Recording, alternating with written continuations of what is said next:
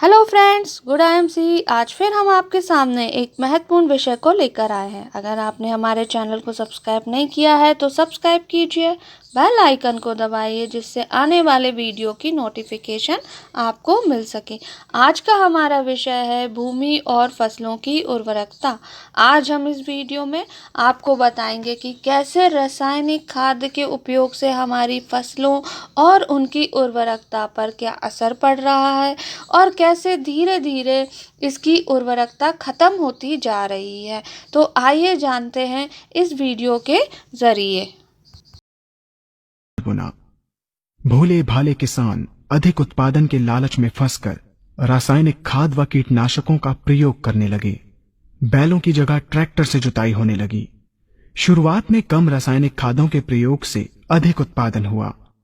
धीरे धीरे रासायनिक खादों के प्रयोग के कारण भूमि की उर्वरा शक्ति क्षीण होने लगी, जिसकी वजह से उत्पादन घटने लगा तथा फसलें कमजोर होने लगी।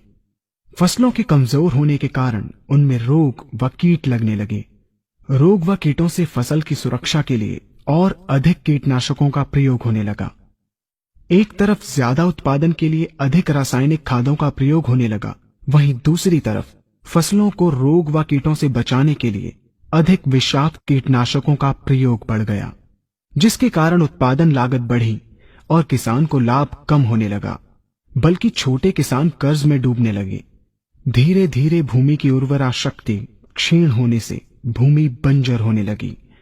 रासायनिक खाद व कीटनाशकों के कारण खाद्यान्न भी विषाक्त हो गए तथा जलवायु भी प्रदूषित हो गई, जिसके कारण मानव पशु पक्षियों के स्वास्थ्य पर प्रतिकूल प्रभाव पड़ा, जिसका परिणाम आपके सामने है। मानव स्वास्थ्य पर रासायनिक खादों के पड़ने वाले प्रभाव को आप ऐसे समझें। जब किसान फसल में रासायनिक खाद डालता है तो रासायनिक खाद में उपस्थित विषाक्त रसायन जल में घुलकर सबसे पहले जल को प्रदूषित कर भूमि के अंदर उपस्थित केचुए व सूक्ष्म जीवाणुओं को मार देता है।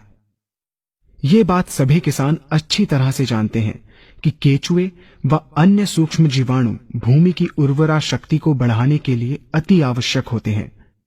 विषाक्त रसायन के कारण इनकी मृत्यु हो जाने से भूमि की उर्वरा शक्ति नष्ट हो जाती है तथा भूमि कठोर होकर बंजर होने लगती है।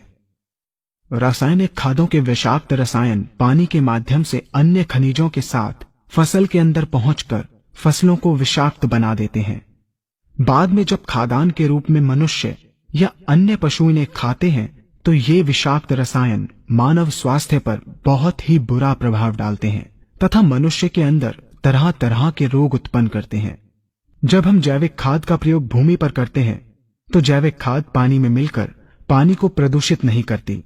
जैविक खाद भूमि के अंदर उपस्थित उर्वरा शक्ति को बढ़ाने वाले जीवाणु तथा केचुओं की संख्या को तीव्रता से बढ़ाती है, जिससे भूमि की उर्वरा शक्ति बढ़ती है तथा भूमि छिद्र युक्त एवं भुरभुरी हो जाती है, जिससे वायु और प्रकाश भूमि के अंदर गहराई तक प्रवेश करते हैं, जिसके कारण भूमि में तापमान एवं आर्द्रता का संतुलन बना रहता है और फसलें मजबूत होती हैं। जैविक खाद में विद्यमान तत्व खाद्यान्न के माध्यम से मानव व पशु पक्षियों के शरीर में पहुंचकर स्वास्थ्य लाभ पहुंचाते हैं।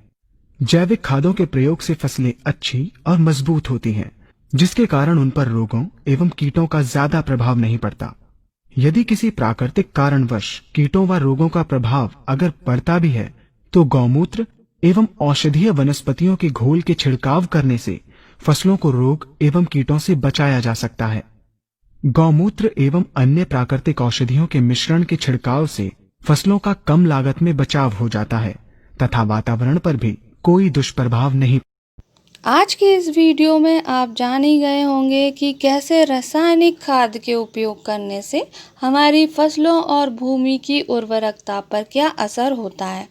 तो अपनी फसलों और पैदावार को बढ़ाने के लिए, उसकी उर्वरकता को बनाए रखने के लिए आईएमसी के हर्बल एग्रो ग्रोथ बूस्टर का इस्तेमाल कीजिए और अन्य किसान भाइयों की तरह इसका लाभ उठाइए।